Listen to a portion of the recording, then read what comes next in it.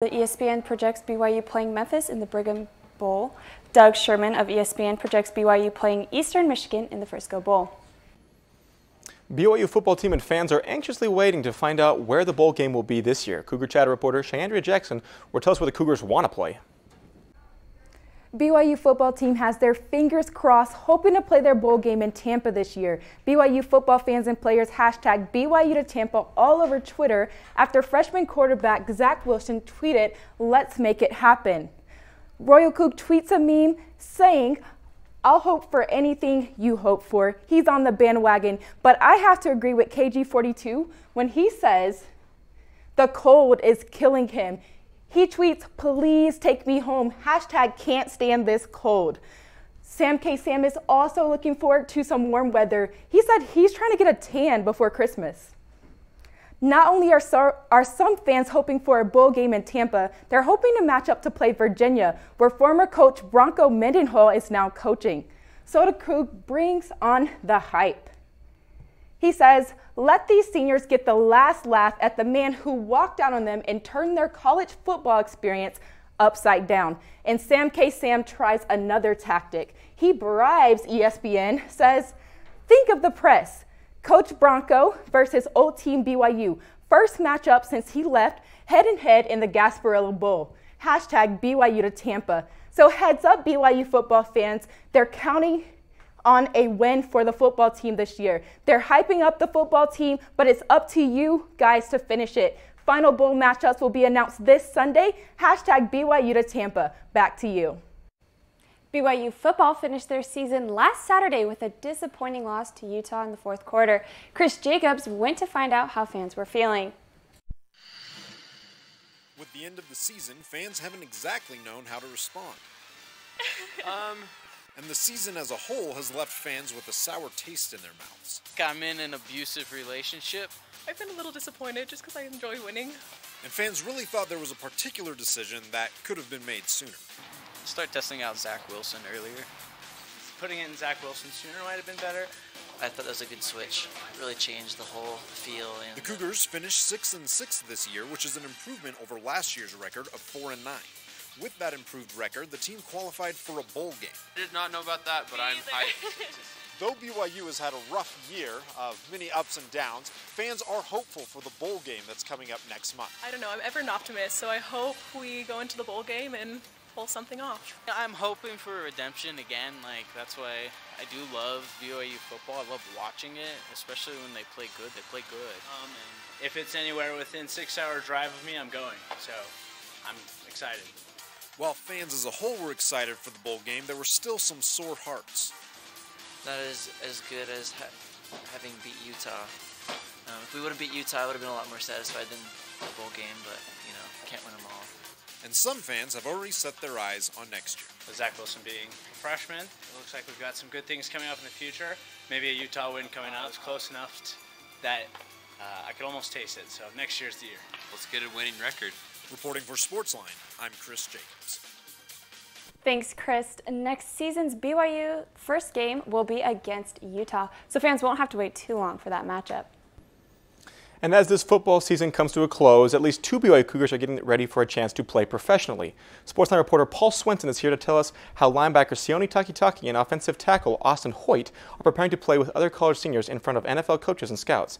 And Paul, how did these two get this opportunity? Well, Nate, each January NFL scouts get to watch college all-stars play against each other in games like the Senior Bowl, NFLPA Bowl, and East-West Shrine Game. This week, Hoyt was invited to play in the East-West Shrine Game, while Takitaki received an invite to play in the NFLPA Bowl. A year after failing to make the postseason, the BYU Cougars are bowling again. Senior offensive lineman Austin Hoyt and the rest of the team are looking forward to a chance to end the season with a win. For us, just as an offense particularly, just getting back in rhythm and running our plays and making sure we have everything dialed in, getting ready for the bowl game. But as Austin prepares for the team's bowl game, he also has his own future to think about as he prepares to play for NFL scouts and coaches in the East-West Shrine Game. As I give my all to the team and focus on whatever we want to do offensively, getting ready for the bowl game, a lot of that preparation will carry over into getting ready for the East-West Shrine Game. After finishing the bowl game with the Cougars, Hoyt will shift his focus to preparing solely for the East-West Shrine game and training for the NFL. Hoyt has already accepted an invitation to play in the East-West Shrine game in St. Petersburg, Florida this January. This game has been played for nearly 100 years, and proceeds from the game go to support the Shriners Hospitals for Children. I think the first day we get there, we get to go to the Children's Hospital and spend time with the kids and stuff, which I'm excited for that. Anytime you can spend with kids and just helping them feel happier in the hard times they're going through, I think that's always a special experience.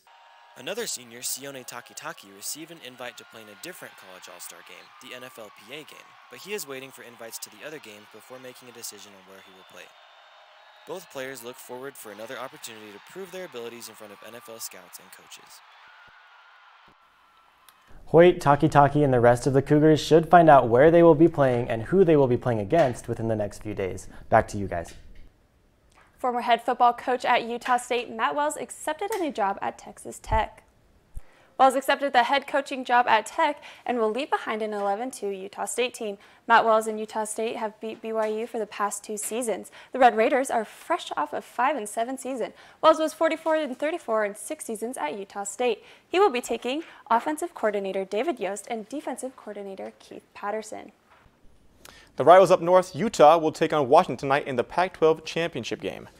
Utah and Washington both hold a 9-3 record this season. Utah won the Pac-12 South Division, with Washington winning the Pac-12 North. Washington beat Utah during the regular season, making their Pac-12 record 1 win better. The two will play tonight at 6 p.m. Mountain Time in Santa Clara, California at Levi Stadium.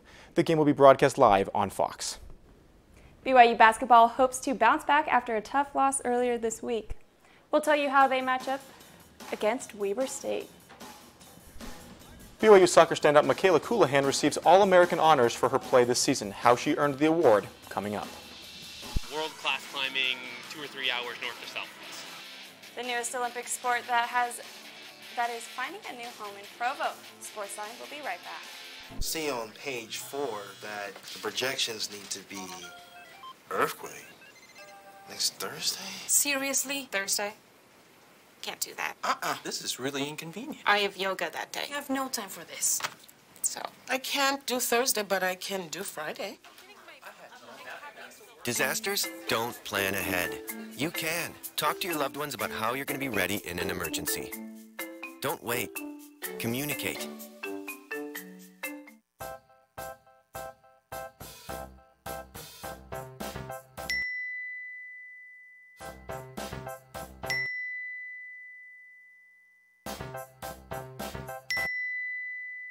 Planning the right amount of food is hard. The Guestimator makes it easy. Just tell it who's coming and what's for dinner. Then it tells you how much to make. And yes, it even plans for leftovers. Try it at SaveTheFood.com. When they test you, stand firm and move only when you hear the seatbelt click that says they're buckled in for the drive. Never give up till they buckle up.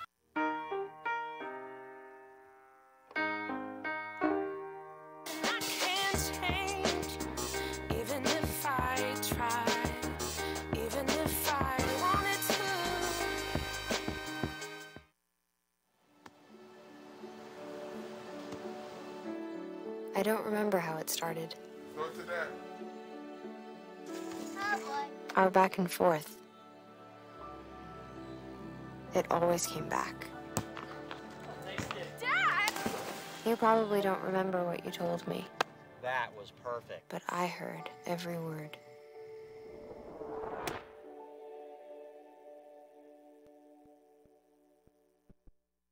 Fourth down and goal. Kamara does not get it. The Dallas Cowboys stunned the New Orleans Saints and beat them 13-10. It is the Saints' first loss since Week 1. This win drastically increases the Cowboys' chances of making the playoffs. Cowboys quarterback Dak Prescott finished with 24 for 28 for 248 yards passing and a touchdown. The Cowboys are now 7-5 in the season, and the Saints fell to 10-2. The Warriors and the Raptors went head-to-head in a heated battle last night. Here's the ref. 10 seconds, goes to the corner to shoot a three, and hits to tie it up. The Raptors took an early lead, but the Warriors fought back, and with only 8 seconds left, Durant drilled the game-tying three-point shot, sending it into overtime. For the Warriors, Durant had his third consecutive 40-point game, scoring 51 points, including 11 rebounds and 6 assists. Despite the comeback, Toronto was able to hold off Golden State to pull out the 131-128 win. Steph Curry responds to a young girl who just wanted some of his cool tennis shoes. 9-year-old Riley Morrison was searching for some of Curry's shoes, but was sad to see when they didn't offer girls' shoes, so she wrote Steph Curry about it. Curry wrote her back saying the problem would be fixed and he would be sending her some shoes for free. Curry also invited Riley to join him in Oakland to celebrate International Women's Day coming March 8th. BYU basketball returns to Utah to take on Weber State in Ogden. The Cougars currently sit at 5-3 and the Wildcats sit at 4-2. BYU leads the all-time series with Weber State 33-10. Last year, BYU won 74-68. BYU is fresh off a heartbreaking overtime loss to Illinois State. The Cougars continue to struggle shooting the three and are one of the worst teams in the country shooting the three-pointer. You can listen to the game on BYU Radio at 7 p.m. tomorrow. Almost halfway through the season, BYU women's basketball stacks only 2 losses and signs on 2 new players for the next season. Sportsline reporter Kim Peterson is live outside the Marriott Center. Kim, tell us about the crosstown clash between BYU and UVU. Yesterday, the Cougs swept the floor with the Wolverines, winning 77-51. Coach Judkins says their teamwork is improving, and he's excited to see how 2 new players will affect the team. I just thought it was a great team effort. Our depth showed it tonight. That's the strength of this team.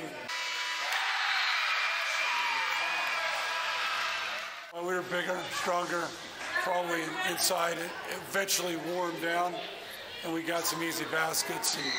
Freshman Shaylee Gonzalez pounded 17 points from those baskets, finishing with a game and season high of 23 points. She also got 5 rebounds, dished out 4 assists, and nailed 2 steals. Shaylee, first start for probably many in her career. I thought she played a great game tonight, especially the first half when we couldn't hit a shot. She was the only one that could make a basket.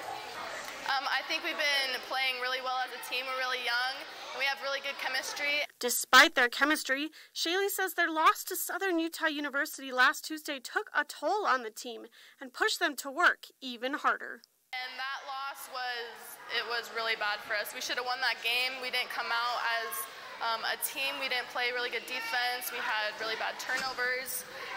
But like I said, that we have that goal for these next couple games because we play big teams that we just need to come out and work our hardest. Looking ahead, Coach Judkins announced earlier this month that Leilani Otuafi and Kira Beckham signed national letters of intent to play for the Cougs next season.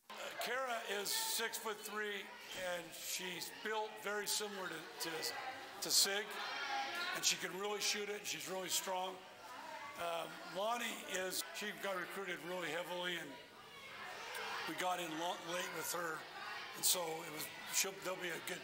I mean, eventually I'm going to lose Brenna, and I'm going to lose Chalet, and I'm going to lose Jasmine. So I got to have somebody take their place. Those 2 will do a great job. Otuafi averages 12 points, 5 rebounds, 3.1 assists, and 3.4 steals per game.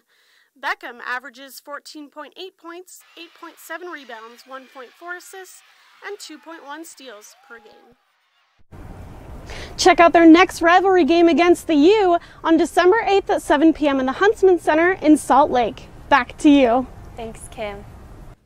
BYU soccer star Michaela Coulihan became the 24th Cougar to receive the United Soccer Coaches All-America honors. The All-America teams are voted on and chosen by the NCAA Division I soccer coaches. Coulihan recorded 5 goals and 7 assists this season, along with racking up 82 shots, which led the West Coast Conference. Along with this award, Coulihan received 3 other recognitions throughout the 2018 season. Atlanta United FC advances to the MLS Cup despite losing 1-0 against the New York Red Bulls last night. The New York Red Bulls scored late during their match, but it was a little too late to clinch the title. United won the 2-leg series 3-1 of the Eastern Conference Final. Atlanta will host the Portland Timbers for the league championship on December 8th at Mercedes-Benz Stadium. The Portland Timbers will be the opposing team playing in the MLS Cup after the clutch win versus Kansas City. The Timbers beat Kansas City 3-2 to win the second leg of the Western Conference Championship. This is the second time Portland has been in the league championship in the past 4 years. Tune in on Saturday, December 8th at 6 p.m. Mountain Time to watch the championship of the MLS Cup.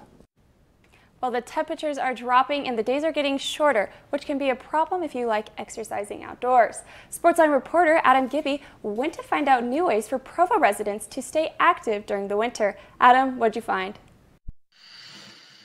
Yeah, Haley. So what's going on is most of the parks in Provo have already shut off their water and restrooms. So even if you wanted to go there, you probably couldn't. And looking at my phone right now, it's 41 degrees outside, and it's not going to get any better between now and probably March. So that's why Provo City has decided to team up with the Rec Center and Provo Peaks Arena here behind me to provide more opportunities for people to be able to do exercise indoors while not having to break the bank. Most people, when they think of the Provo Peaks Arena, they think of ice skating.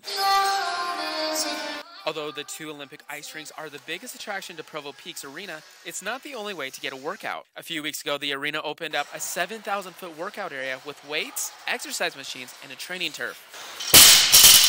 I think it's just really important for the community to have a place to go and not hide from the cold. The new training facility is an addition to the indoor soccer field that also provides opportunities for people to stay warm and play year-round.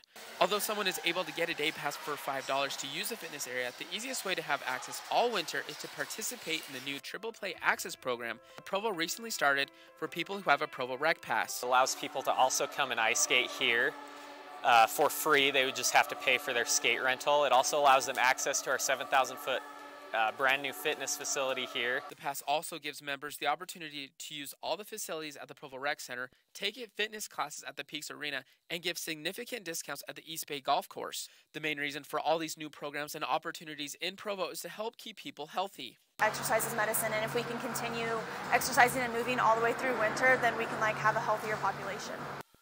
The Rec Center Pass did not go up in price at all. In fact, you can get all the facility uses here at Provo Peaks Arena. You just have to pay for your skates, or at the golf course or the Rec Center for anywhere between $15 and $30 per month. Back to you.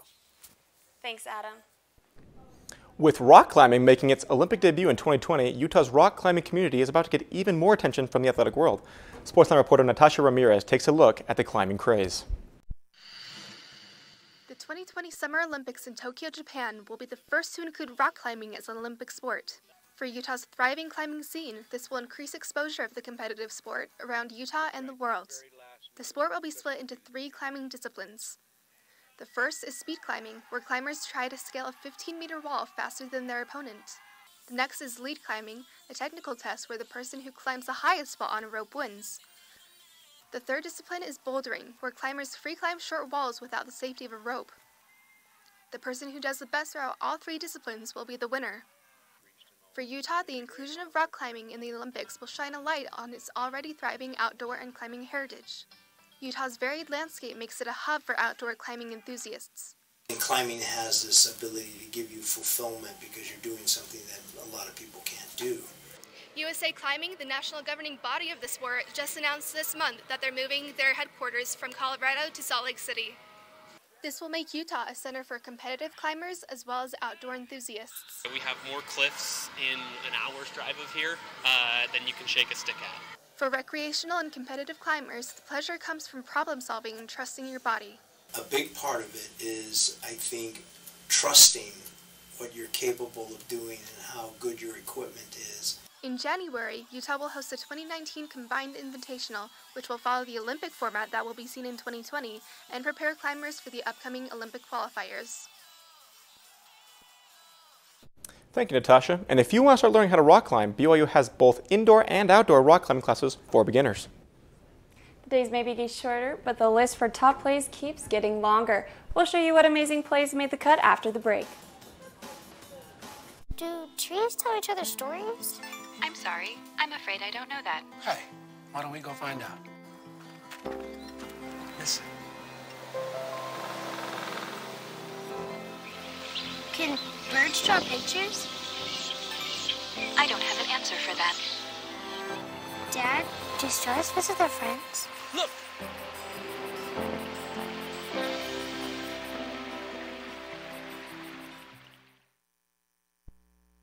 Bobo, do trees tell each other stories? I'm sorry. I'm afraid I don't know that. Hey, why don't we go find out? Listen. Can birds draw pictures? I don't have an answer for that. Dad, do stars visit their friends? Look!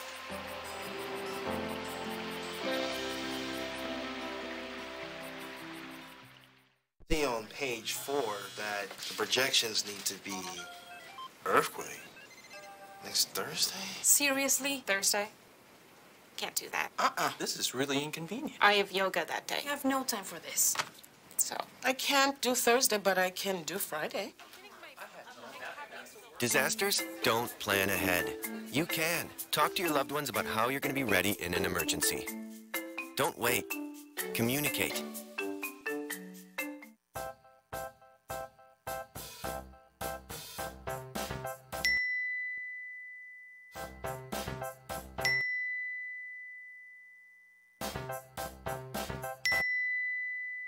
Planning the right amount of food is hard. The Guestimator makes it easy. Just tell it who's coming and what's for dinner. Then it tells you how much to make. And yes, it even plans for leftovers. Try it at savethefood.com. When they test you, stand firm and move only when you hear the seatbelt click that says they're buckled in for the drive. Never give up till they buckle up.